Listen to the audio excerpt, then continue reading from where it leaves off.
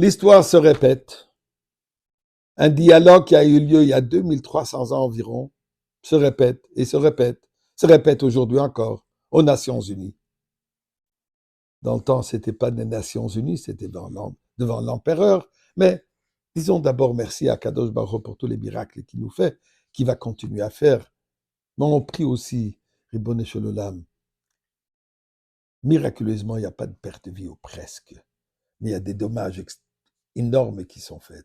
Alors, au lieu d'avoir tous ces dommages et tous ces miracles sur les immeubles en Eretz Israël, fais-nous déjà le grand miracle, amène-nous le grand immeuble, le Beth Amikdash. Alors, merci Dieu. Mizbar le seuil de rire à donner coloret. Yves doit s'adonner besim roboy le fana benana. Donc à donner les mous sans ne voler nachlam of tamari se boy show. Seuil de ratsoi se bisi le de le bach shmoy. Qui toi va donner le lam chasdoy via deux vodeur amun seuil. Donnons de la tzedaka pour la sécurité de nos chers frères et sœurs en Eretz Israël, les soldats et les otages qui reviennent. Et comme j'ai dit, la prière pour la délivrance avec Mashiach.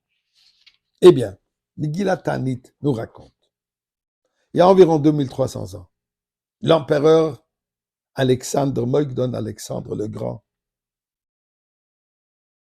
empereur grec du monde, envahi tout le Moyen-Orient, certaines parties de l'Europe.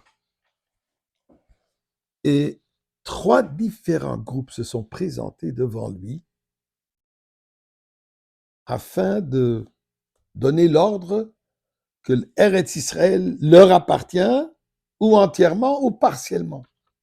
Et il demande devant l'empereur de l'époque, comme les Nations Unies aujourd'hui, que Eretz Israël doit donner, au moins partager cette terre avec d'autres.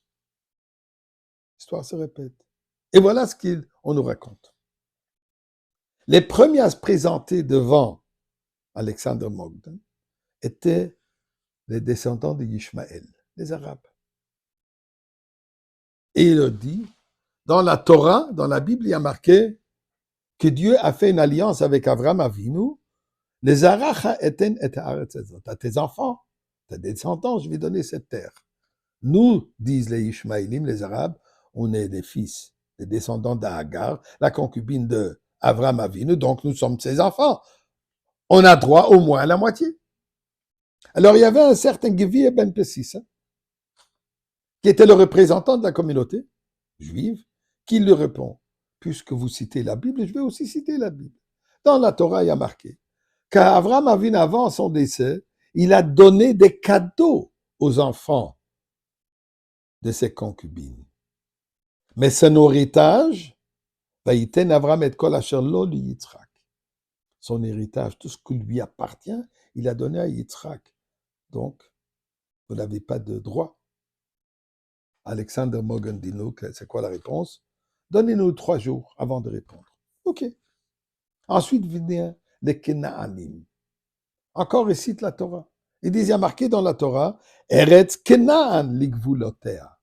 Dans la Torah, dans la Bible, ce pays est appelé le pays de Canaan. C'est pas appelé Eretz Israël. Donc, ça nous appartient. D'accord. Bon argument. Nous, qu'est-ce que tu peux répondre, Gvir ben Pessis? Il dit, écoutez, puisque vous citez la Bible, on se souvient de l'histoire de Noé. Que Noé a maudit Canaan. Evet Canaan, qui sera toujours esclave. Esclave ne possède absolument rien. Tout ce qui appartient à l'esclave automatiquement appartient au maître. Alors vous n'avez aucun droit. Ensuite viennent les Égyptiens.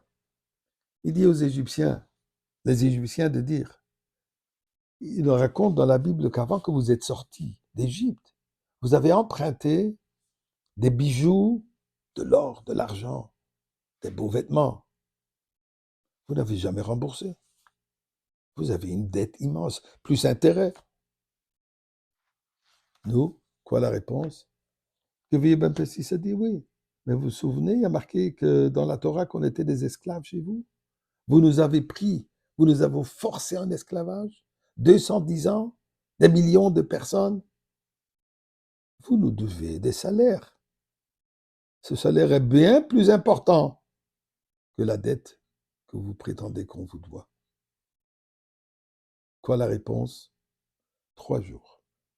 Après 3 jours, les 3, ils n'ont pas eu de réponse, ils se sont enfuis, ils ont tout laissé, ils n'ont plus de plainte. Vous savez quand c'était? Ça a commencé le 25e jour du mois de Sivan, qui était ce Shabbat. On est dans les 3 jours. On arrive à la finale. La finale est quoi? Que le monde entier reconnaît que Eretz Israël nous appartient.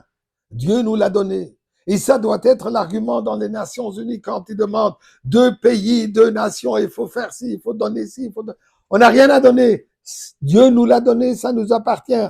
Et si oui, le monde entier a une dette envers nous.